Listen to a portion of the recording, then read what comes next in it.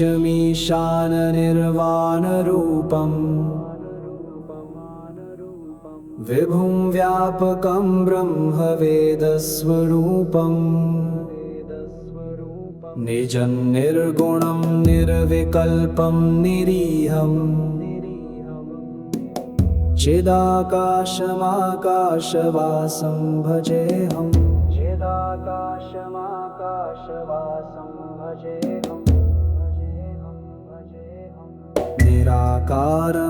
निराकारमोङ्कारमूलं तुरीयं गिराद्ज्ञानगोतीतमीशं गिरीशं करालं महाकालकालं कृपालं गुणागारसंसारपारं नतोऽहम्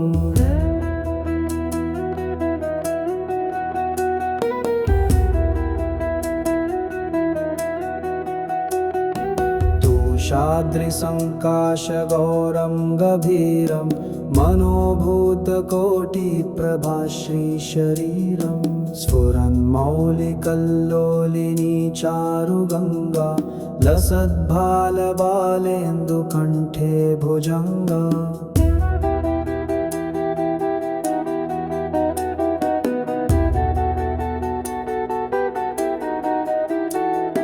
चलत्कुण्डलं भ्रूसुनेत्रं विशालं प्रसन्नाननं नीलकण्ठं दयालं मृगाधीशचर्माम्बरं मुण्डमालं प्रियं शङ्करं सर्वनाथं भजामि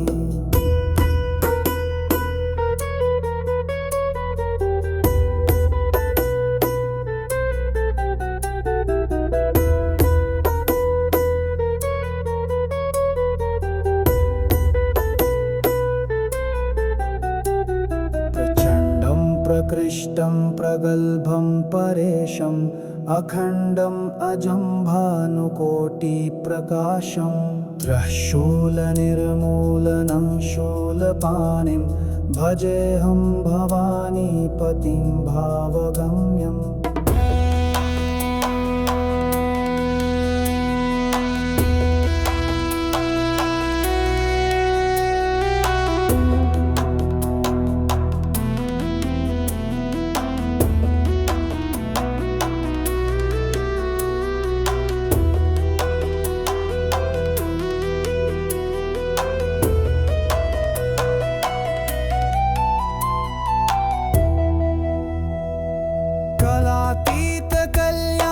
कल्पान्तकारी सदा सज्जनानन्ददाता पुरारी चिदानन्द सन्दोह मोहापहारी प्रसीद प्रसीद प्रभो मन्मथारी न यावत् उमानाथ पादारविन्दं भजन्तीह लोके परे वा नराणां न तावत् सुखं शान्ति सन्तापनाशम् प्रसीद प्रभो सर्वभूताधिवासं न जानामि योगं जपं नैव पूजां नतोऽहं सदा सर्वदा शम्भुतुभ्यं जराजन्म दुःखौघतातप्यमानं प्रभो पाहि आपन्नमामीश शम्भो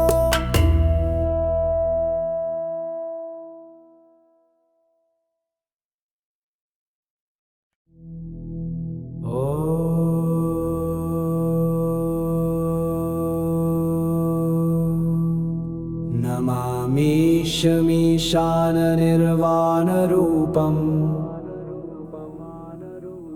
विभुं व्यापकं ब्रह्मवेदस्वरूपम्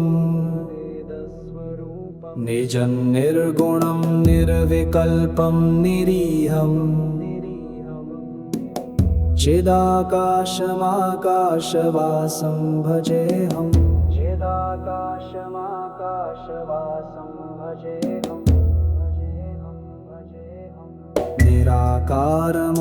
निराकारमोङ्कारमूलं तुरीयं गिराद्ज्ञानगोतीतमीशं गिरीशं करालं महाकालकालं कृपालं गुणागारसंसारपारं नतोऽहम्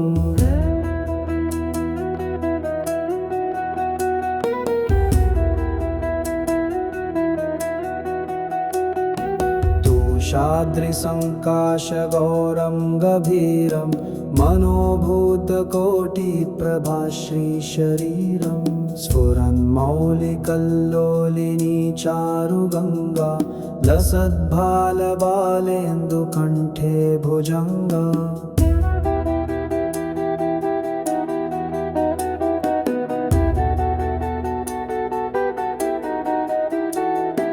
चलत्कुण्डलं भ्रूसुनेत्रं विशालं प्रसन्नाननं नीलकण्ठं दयालं मृगाधीशचर्माम्बरं मुण्डमालं प्रियं शङ्करं सर्वनाथं भजामि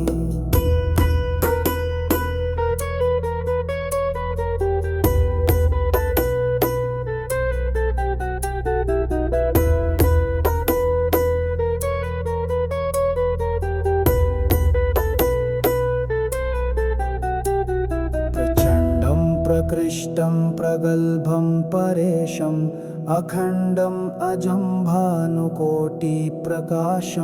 त्रःशूलनिर्मूलनं शूलपाणिं भजेऽहं भवानीपतिं भावगम्यम्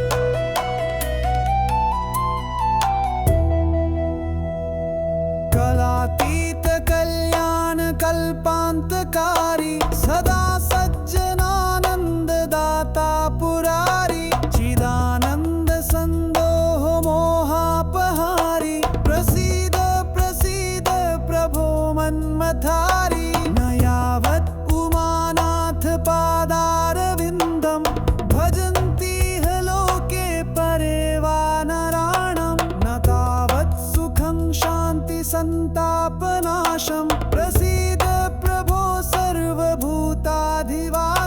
न जानामि योगं जपं नैव पूजां नतोऽहं सदा सर्वदा शम्भुतुभ्यं जराजन्म दुःखौघतातप्यमानं प्रभो पाहि आपन्नमामीश शम्भो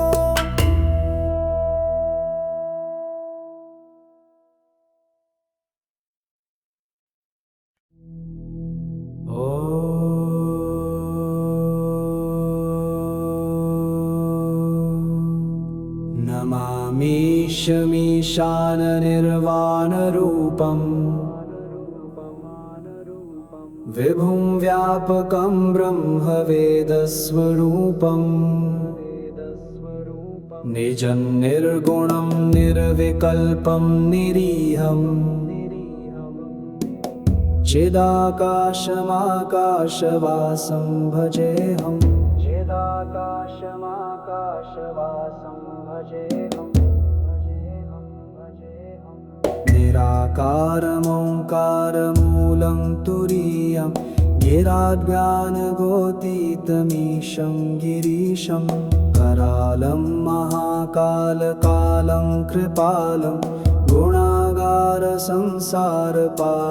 नतोऽहम्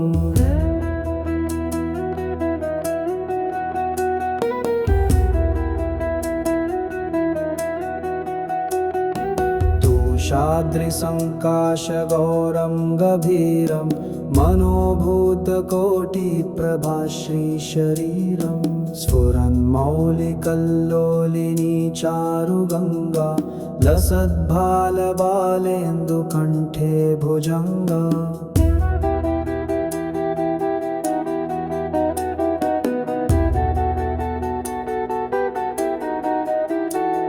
चलत्कुण्डलं भ्रूसुनेत्रं विशालं प्रसन्नाननं नीलकण्ठं दयालं मृगाधीशचर्माम्बरं मुण्डमालं प्रियं शङ्करं सर्वनाथं भजामि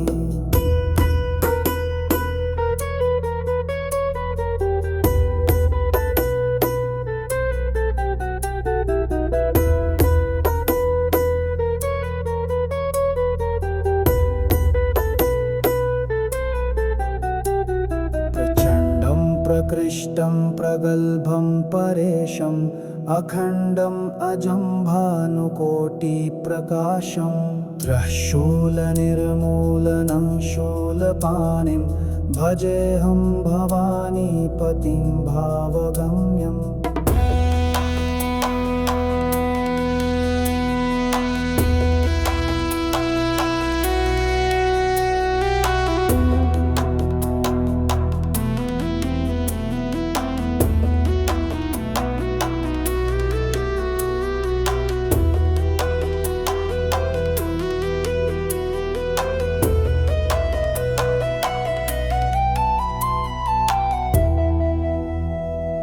कलातीत कल्याण कल्पान्तकारी सदा सज्जनानन्ददाता पुरारी चिदानन्द सन्दोह मोहापहारी प्रसीद प्रसीद प्रभो मन्मथारी न यावत् उमानाथ पादारविन्दं भजन्तीह लोके परे वा नराणां न तावत् सुखं शान्ति संतापनाशं प्रसीद प्रभो सर्वभूताधिवासं न जानामि योगं जपं नैव पूजां नतोऽहं सदा सर्वदा शम्भुतुभ्यं जराजन्म दुःखौघतातप्यमानं प्रभो पाहि आपन्नमामीश शम्भो।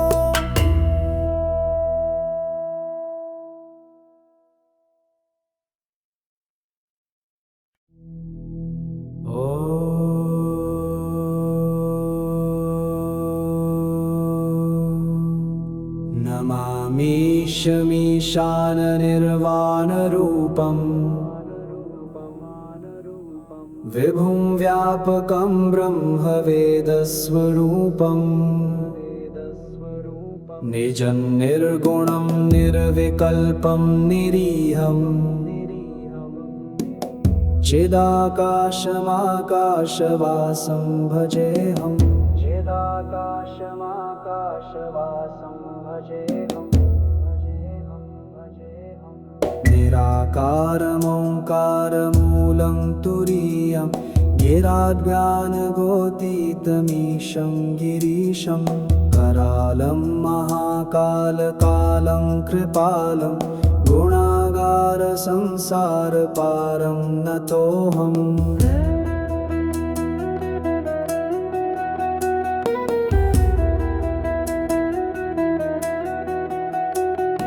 तुषाद्रिसङ्काशगौरं गभीरं मनोभूतकोटिप्रभाश्रीशरीरं स्फुरन्मौलिकल्लोलिनी चारुगङ्गा लसद्भालबालेन्दुकण्ठे भुजङ्गा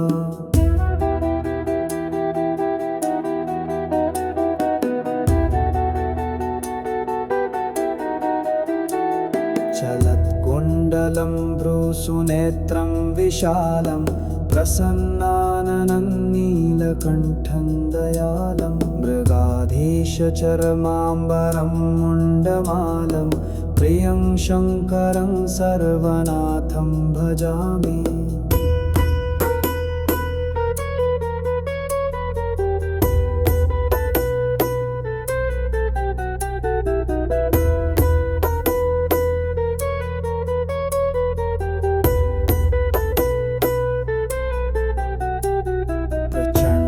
प्रकृष्टं प्रगल्भं परेशम् अखण्डम् अजं भानुकोटिप्रकाशं त्रःशूलनिर्मूलनं शूलपाणिं भजेऽहं भवानीपतिं भावगम्यम्।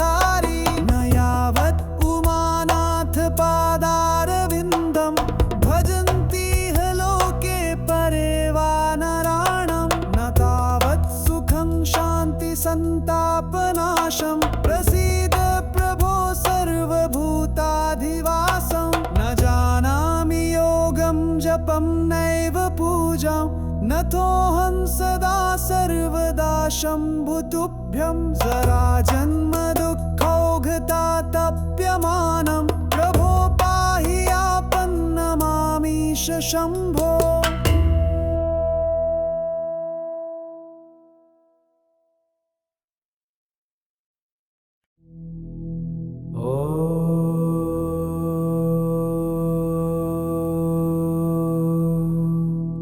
नमामीशमीशाननिर्वाणरूपम् विभुं व्यापकं ब्रह्मवेदस्वरूपम् निजं निर्गुणं निर्विकल्पं निरीहम् चिदाकाशमाकाशवासं भजेऽहम्। चिदाकाशमाकाशवासं भजेऽहम्। निराकारमोङ्कारमूलं तुरीयं गिराज्ञानगोतीतमीशं गिरीशं करालं महाकालकालं कृपालं गुणागारसंसारपारं नतोऽहम्।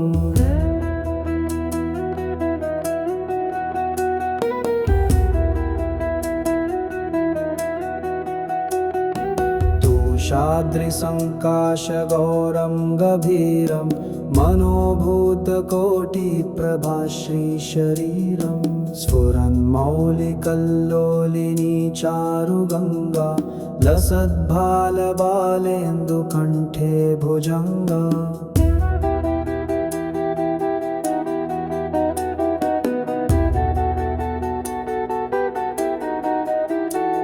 चलत्कुण्डलं भ्रूसुनेत्रं विशालं प्रसन्नाननं नीलकण्ठं दयालं मृगाधीशचर्माम्बरं मुण्डमालं प्रियं शङ्करं सर्वनाथं भजामि।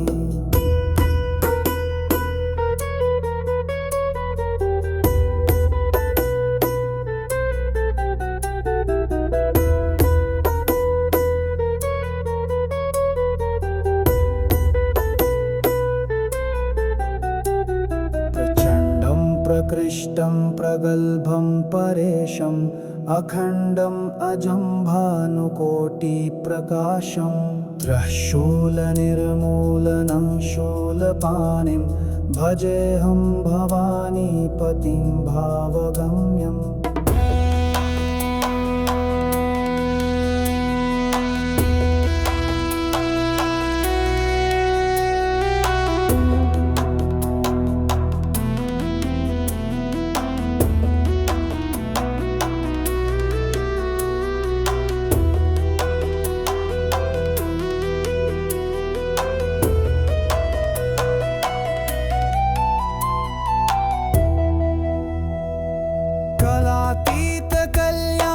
कल्पान्तकारी सदा सज्जनानन्ददाता पुरारी चिदानन्द सन्दोह मोहापहारी प्रसीद प्रसीद प्रभो मन्मथारी न यावत् उमानाथ पादारविन्दं भजन्तीह लोके परे वा नराणां न तावत् सुखं शान्ति सन्तापनाशम् प्रसीद प्रभो सर्वभूताधिवासं न जानामि योगं जपं नैव पूजां नतोऽहं सदा सर्वदा शम्भुतुभ्यं जराजन्म दुःखौघतातप्यमानं प्रभो पाहि आपन्नमामीश शम्भो।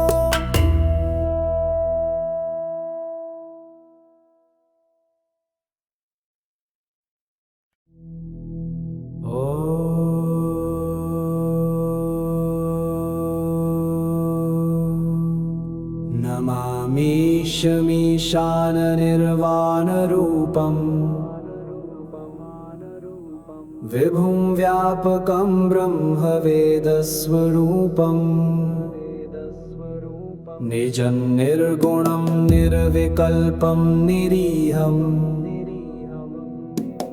चिदाकाशमाकाशवासं भजेऽहम्। चिदाकाशमाकाशवासं भजेऽहम् निराकारमोङ्कारमूलं तुरीयं गिराद्ज्ञानगोतीतमीशं गिरीशं करालं महाकालकालं कृपालं गुणागारसंसारपारं नतोऽहम्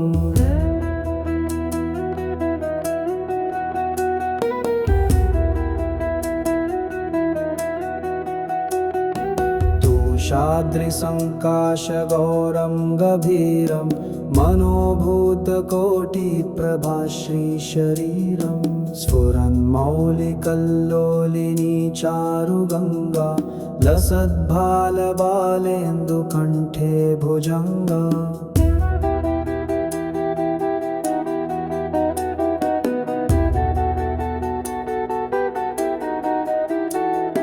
चलत्कुण्डलं भ्रूसुनेत्रं विशालं प्रसन्नाननं नीलकण्ठं दयालं मृगाधीशचर्माम्बरं मुण्डमालं प्रियं शङ्करं सर्वनाथं भजामि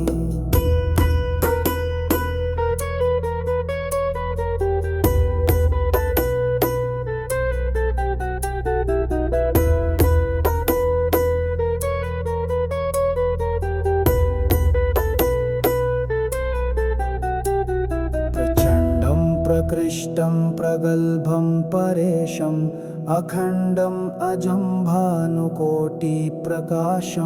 त्रःशूलनिर्मूलनं शूलपाणिं भजेऽहं भवानीपतिं भावगम्यम्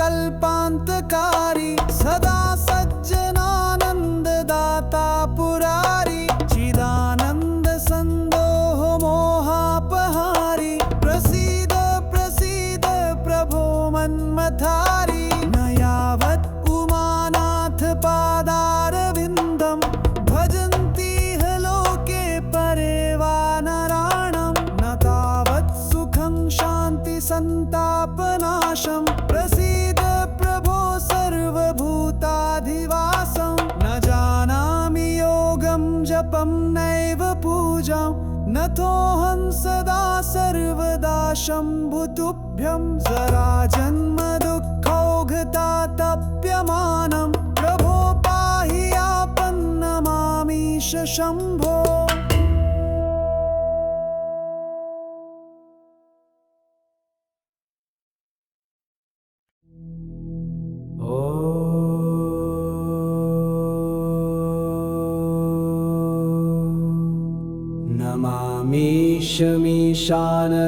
नमामीशमीशाननिर्वाणरूपम् विभुं व्यापकं ब्रह्मवेदस्वरूपम् निजं निर्गुणं निर्विकल्पं निरीहम् चिदाकाशमाकाशवासं भजेऽहम् चिदाकाशमाकाशवासं भजेऽहम् निराकारमोङ्कारमूलं तुरीयं गिराद्ज्ञानगोतीतमीशं गिरीशं करालं महाकालकालं कृपालं गुणागारसंसारपारं नतोऽहम्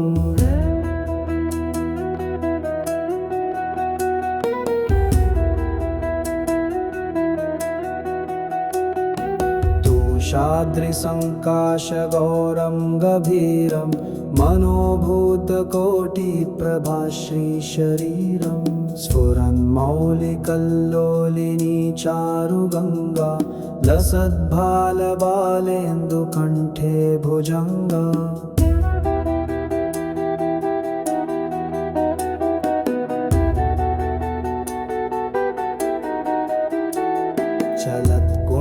कुण्डलं भ्रूसुनेत्रं विशालं प्रसन्नाननं नीलकण्ठं दयालं मृगाधीशचर्माम्बरं मुण्डमालं प्रियं शङ्करं सर्वनाथं भजामि।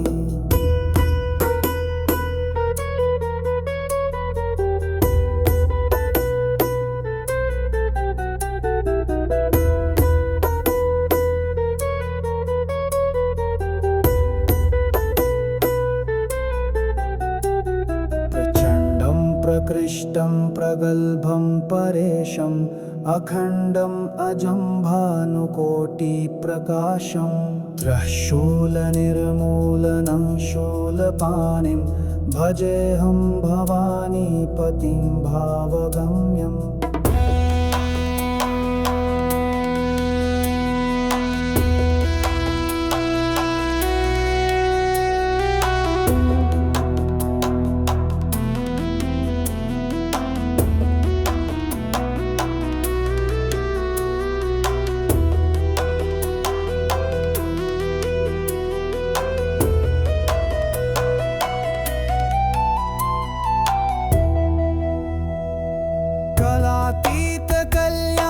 कल्पान्तकारी सदा सज्जनानन्ददाता पुरारी चिदानन्द सन्दोह मोहापहारी प्रसीद प्रसीद प्रभो मन्मथारी न यावत् उमानाथ पादारविन्दं भजन्ति लोके परे वा नराणां न तावत् सुखं शान्ति सन्तापनाशम् प्रसीद प्रभो सर्वभूताधिवासं न जानामि योगं जपं नैव पूजां नतोऽहं सदा सर्वदा शम्भुतुभ्यं जराजन्म दुःखौघतातप्यमानं प्रभो पाहि आपन्नमामीश शम्भो।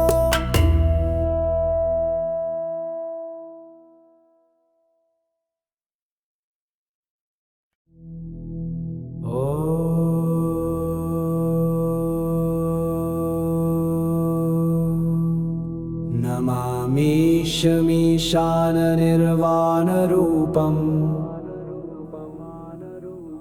विभुं व्यापकं ब्रह्मवेदस्वरूपम् निजं निर्गुणं निर्विकल्पं निरीहम् चिदाकाशमाकाशवासं भजेऽहम्। चिदाकाशमाकाशवासं भजेऽहम्। निराकारमोङ्कारमूलं तुरीयं गिराज्ञानगोतीतमीशं गिरीशं करालं महाकालकालं कृपालं गुणागारसंसारपारं नतोऽहम्।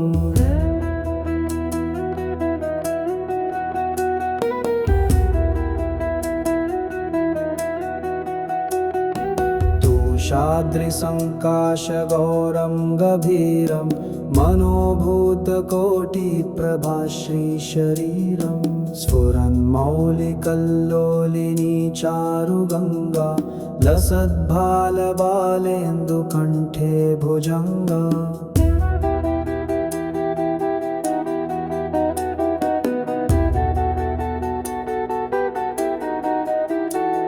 चलत्कुण्डलं भ्रूसुनेत्रं विशालं प्रसन्नाननं नीलकण्ठं दयालं मृगाधीशचर्माम्बरं मुण्डमालं प्रियं शङ्करं सर्वनाथं भजामि।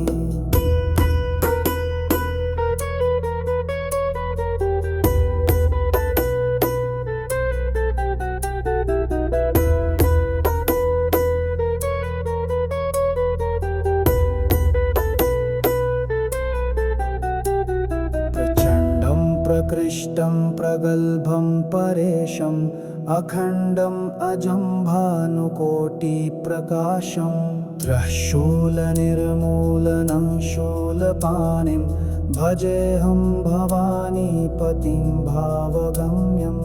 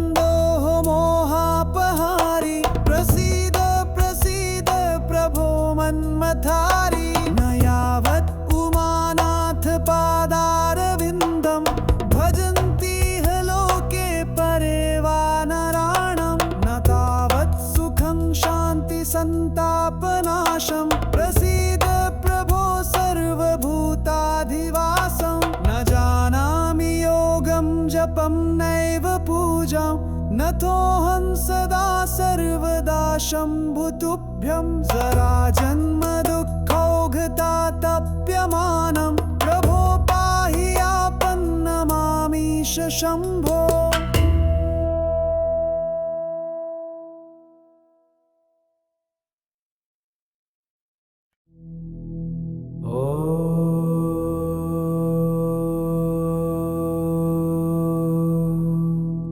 नमामीशमीशाननिर्वाणरूपम् विभुं व्यापकं ब्रह्मवेदस्वरूपम् निजं निर्गुणं निर्विकल्पं निरीहम् चिदाकाशमाकाशवासं भजेऽहम् चिदाकाशमाकाशवासं भजेऽहम् निराकारमोङ्कारमूलं तुरीयं गिराज्ञानगोतीतमीशं गिरीशं करालं महाकालकालं कृपालं गुणागारसंसारपारं नतोऽहम्।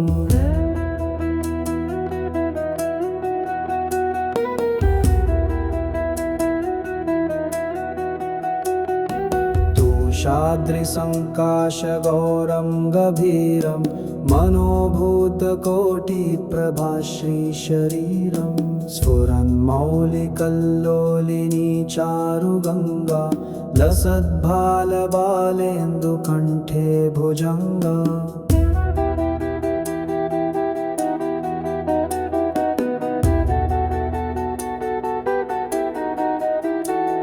चलत्कुण्डलं भ्रूसुनेत्रं विशालं प्रसन्नाननं नीलकण्ठं दयालं मृगाधीशचर्माम्बरं मुण्डमालं प्रियं शङ्करं सर्वनाथं भजामि।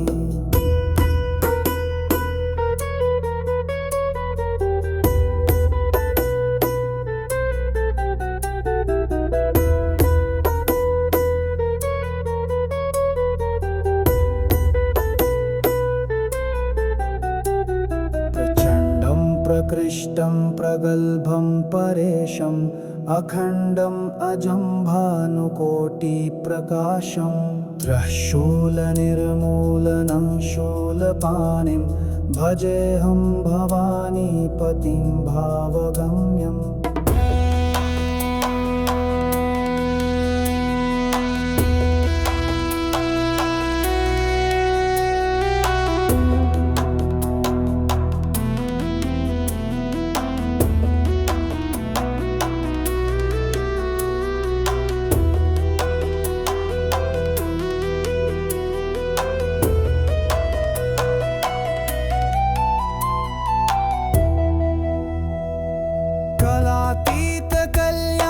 कल्पान्तकारी सदा सज्जनानन्ददाता पुरारी चिदानन्द सन्दोह मोहापहारी प्रसीद प्रसीद प्रभो मन्मथारी न यावत् उमानाथ पादारविन्दं भजन्तीह लोके परे वा नराणां न तावत् सुखं शान्ति सन्तापनाशम् प्रसीद प्रभो सर्वभूताधिवासं न जानामि योगं जपं नैव पूजां नतोऽहं सदा सर्वदा शम्भुतुभ्यं जराजन्म दुःखौघतातप्यमानं प्रभो पाहि आपन्नमामीश शम्भो।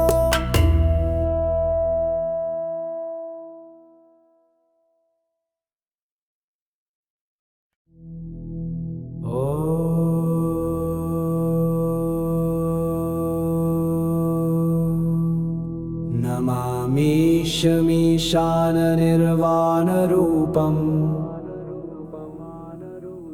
विभुं व्यापकं ब्रह्मवेदस्वरूपम्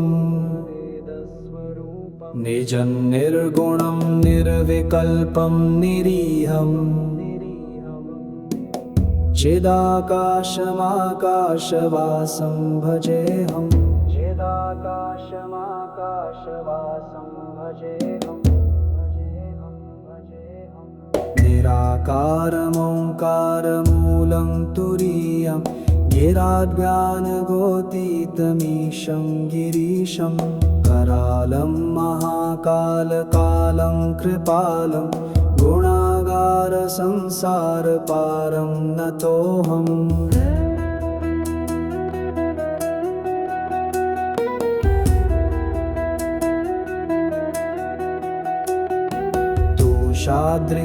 तुषाद्रिसङ्काशगौरं गभीरं मनोभूतकोटिप्रभाश्रीशरीरं स्फुरन्मौलिकल्लोलिनी चारुगङ्गा लसद्भालबालेन्दुकण्ठे भुजङ्गा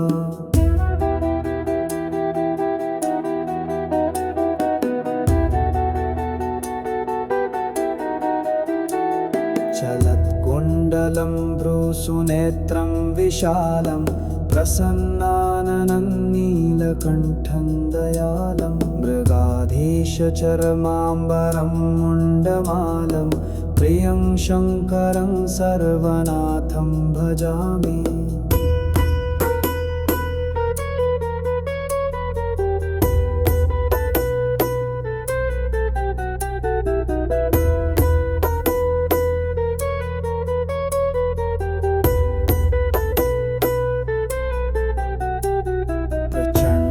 प्रकृष्टं प्रगल्भं परेशम् अखण्डम् अजं भानुकोटिप्रकाशं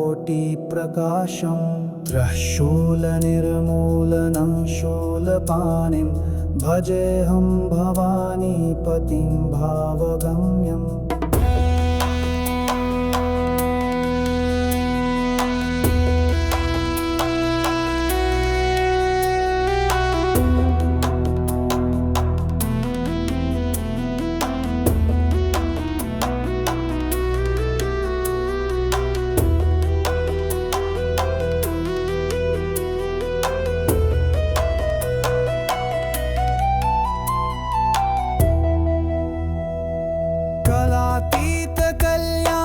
कल्पान्तकारी सदा सज्जनानन्ददाता पुरारी चिदानन्द सन्दोह मोहापहारी प्रसीद प्रसीद प्रभो मन्मथारी न यावत् उमानाथ पादारविन्दं भजन्तीह लोके परे वा नराणां न तावत् सुखं शान्ति सन्तापनाशम् प्रसीद प्रभो सर्वभूताधिवासं न जानामि योगं जपं नैव पूजां नतोऽहं सदा सर्वदा शम्भुतुभ्यं जराजन्म दुःखौघतातप्यमानं प्रभो पाहि आपन्नमामीश शम्भो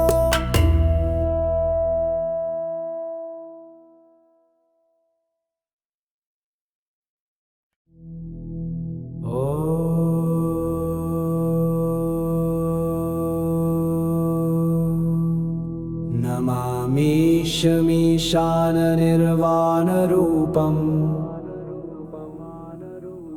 विभुं व्यापकं ब्रह्मवेदस्वरूपं निजं निर्गुणं निर्विकल्पं निरीहं चिदाकाशमाकाशवासं भजेऽहम् चिदाकाशमाकाशवासं भजेऽहम् निराकारमोङ्कारमूलं तुरीयं गिराद्ज्ञानगोतीतमीशं गिरीशं करालं महाकालकालं कृपालं गुणागारसंसारपारं नतोऽहम्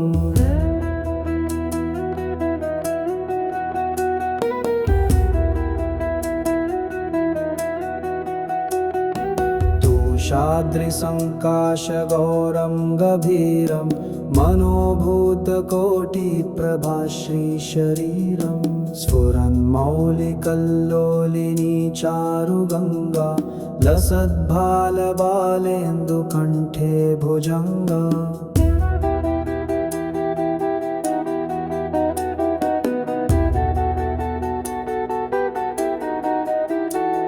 चलत्कुण्डलं भ्रूसुनेत्रं विशालं प्रसन्नाननं नीलकण्ठं दयालं मृगाधीशचर्माम्बरं मुण्डमालं प्रियं शङ्करं सर्वनाथं भजामि।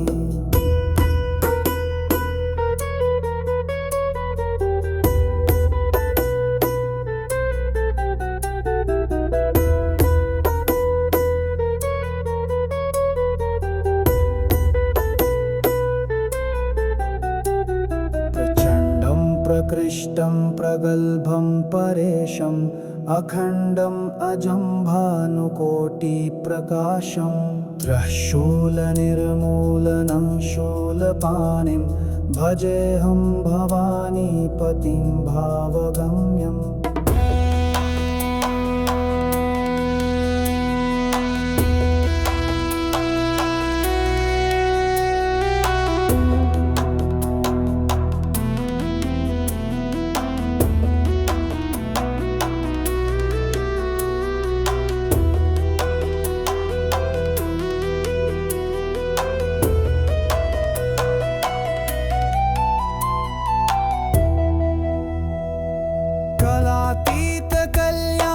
कल्पान्तकारी सदा सज्जनानन्ददाता पुरारी चिदानन्द सन्दोह मोहापहारी प्रसीद प्रसीद प्रभो मन्मथारी न यावत् उमानाथ पादारविन्दं भजन्तीह लोके परे वा नराणां न तावत् सुखं शान्ति सन्तापनाशम् प्रसीद प्रभो सर्वभूताधिवासं न जानामि योगं जपं नैव पूजां नतोऽहं सदा सर्वदा शम्भुतुभ्यं जराजन्म दुःखौघतातप्यमानं प्रभो पाहि आपन्नमामीश शम्भो।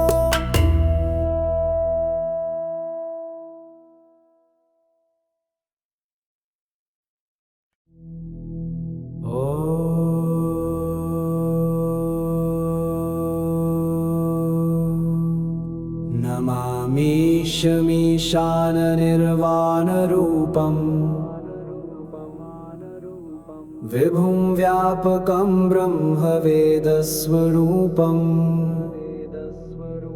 निजं निर्गुणं निर्विकल्पं निरीहम् चिदाकाशमाकाशवासं भजेऽहम्। चिदाकाशमाकाशवासं भजेऽहम्। निराकारमोङ्कारमूलं तुरीयं गिराज्ञानगोतीतमीशं गिरीशं करालं महाकालकालं कृपालं गुणागारसंसारपारं नतोऽहम्।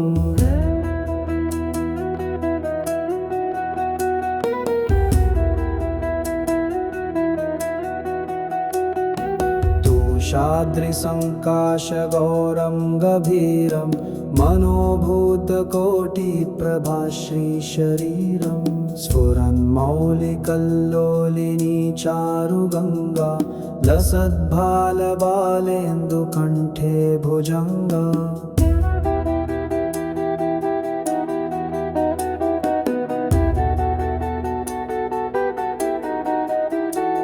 चलत्कुण्डलं भ्रूसुनेत्रं विशालं प्रसन्नाननं नीलकण्ठं दयालं मृगाधीशचर्माम्बरं मुण्डमालं प्रियं शङ्करं सर्वनाथं भजामि।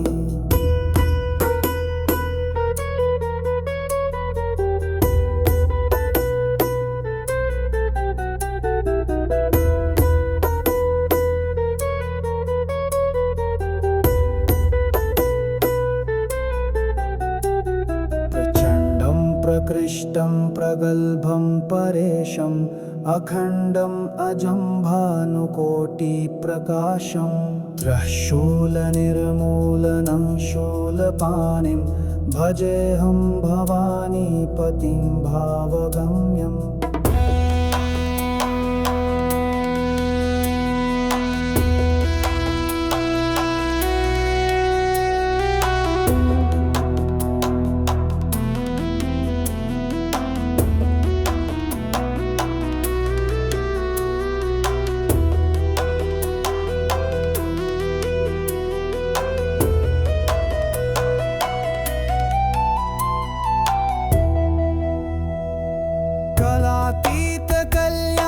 कल्पान्तकारी सदा सज्जनानन्ददाता पुरारी चिदानन्द सन्दोह मोहापहारी प्रसीद प्रसीद प्रभो मन्मथारी न यावत् उमानाथ पादारविन्दं भजन्ति लोके परे वा नराणां न तावत् सुखं शान्ति सन्तापनाशम् प्रसीद प्रभो सर्वभूताधिवासं न जानामि योगं जपं नैव पूजां नतोऽहं सदा सर्वदा शम्भुतुभ्यं जराजन्म दुःखौघतातप्यमानं प्रभो पाहि आपन्नमामीश शम्भो।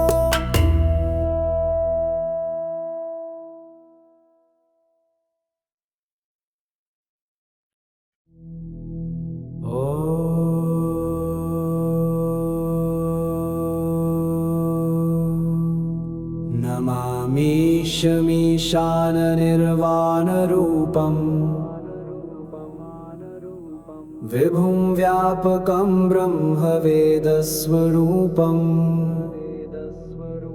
निजं निर्गुणं निर्विकल्पं निरीहम्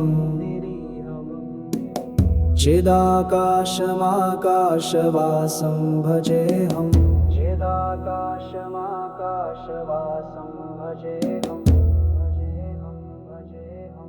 निराकारमोङ्कारमूलं तुरीयं गिराद्ज्ञानगोतीतमीशं गिरीशं करालं महाकालकालं कृपालं गुणागारसंसारपारं नतोऽहम्।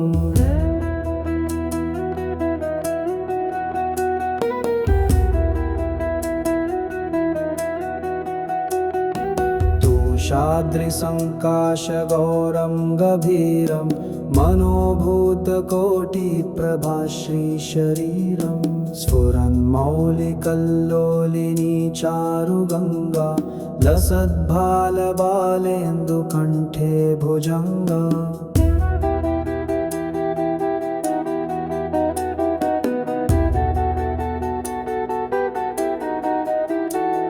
चलत्कुण्डलं भ्रूसुनेत्रं विशालं प्रसन्नाननं नीलकण्ठं दयालं मृगाधीशचर्माम्बरं मुण्डमालं प्रियं शङ्करं सर्वनाथं भजामि।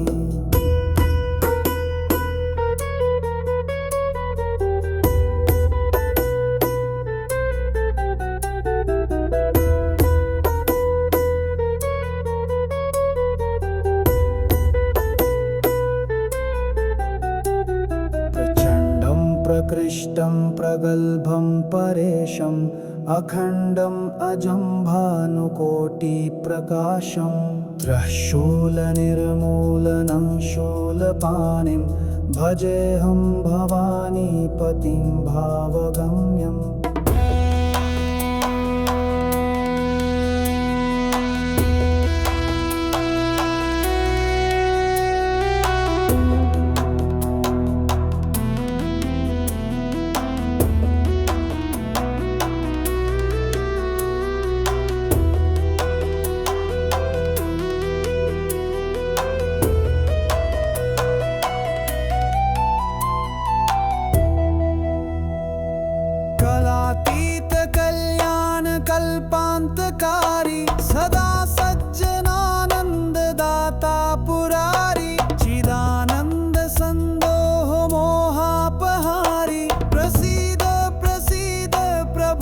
मन्मथारी न यावत् उमानाथ पादारविन्दं भजन्ति ह लोके परे वा नराणां न तावत् सुखं शान्ति सन्तापनाशं प्रसीद प्रभो सर्वभूताधिवासं न जानामि योगं जपं नैव पूजां नथोऽहं सदा सर्वदा शम्भुतुभ्यं जराजन्म दुःखौघतातप्यमानं प्रभो पाहि आपन्नमामीश शम्भो।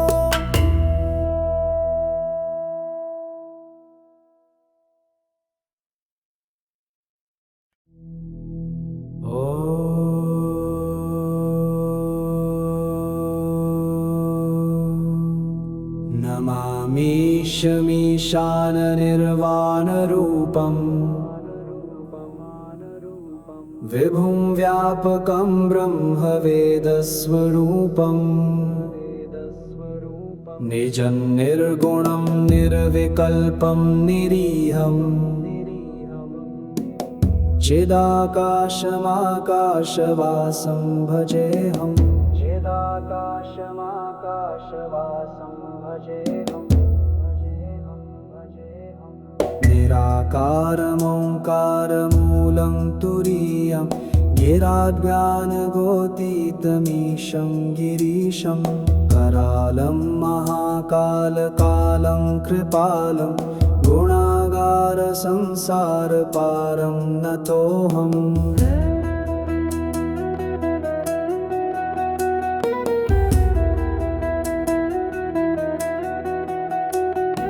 तुषाद्रिसङ्काशगौरं गभीरं मनोभूतकोटिप्रभाश्रीशरीरं स्फुरन्मौलिकल्लोलिनी चारुगङ्गा लसद्भालबालेन्दुकण्ठे भुजङ्गा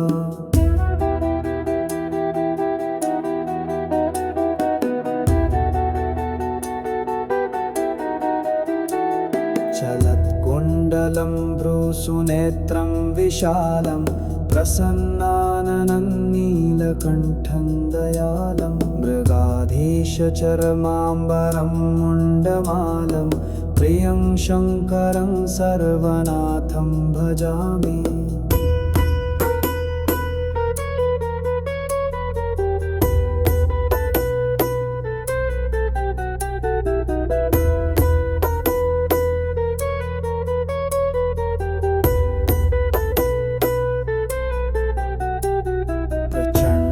प्रकृष्टं प्रगल्भं परेशम् अखण्डम् अजं भानुकोटिप्रकाशं त्रःशूलनिर्मूलनं शूलपाणिं भजेऽहं भवानीपतिं भावगम्यम्।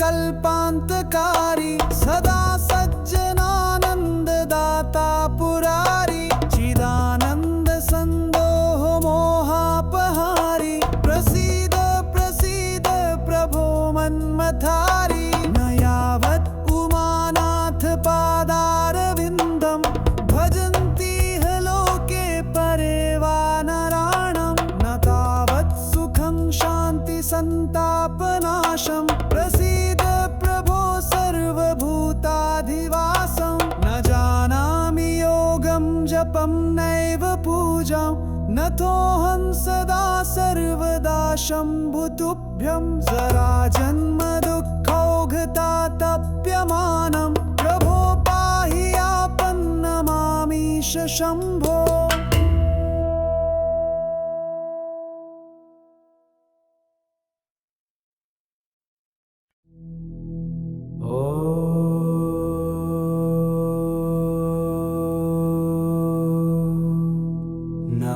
मीशमीशाननिर्वाणरूपम्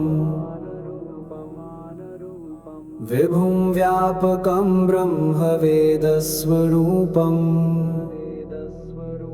निजं निर्गुणं निर्विकल्पं निरीहम्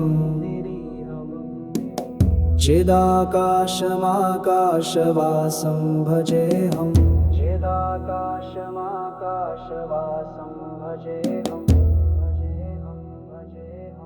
निराकारमोङ्कारमूलं तुरीयं गिराज्ञानगोतीतमीशं गिरीशं करालं महाकालकालं कृपालं गुणागारसंसारपारं नतोऽहम्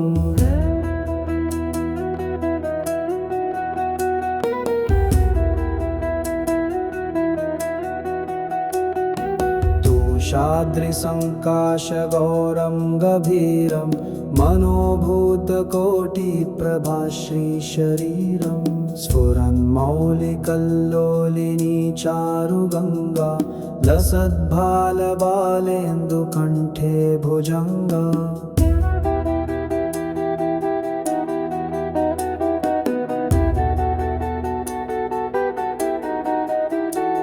चलत्कुण्डलं भ्रूसुनेत्रं विशालं प्रसन्नाननं नीलकण्ठं दयालं मृगाधीशचर्माम्बरं मुण्डमालं प्रियं शङ्करं सर्वनाथं भजामि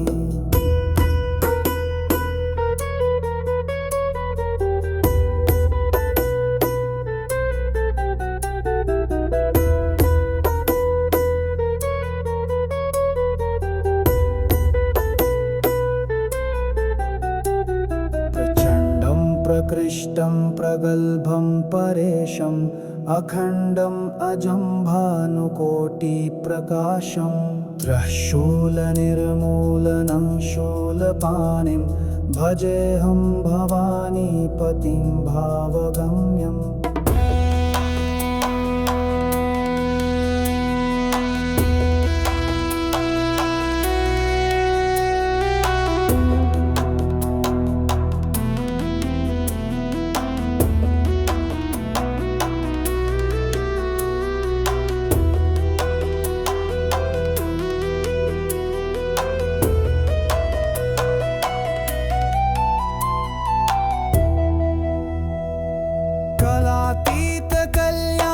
कल्पान्तकारी सदा सज्जनानन्ददाता पुरारी चिदानन्द सन्दोह मोहापहारी प्रसीद प्रसीद प्रभो मन्मथारी न यावत् उमानाथ पादारविन्दं भजन्तीह लोके परे वा नराणां न तावत् सुखं शान्ति सन्तापनाशम् प्रसीद प्रभो सर्वभूताधिवासं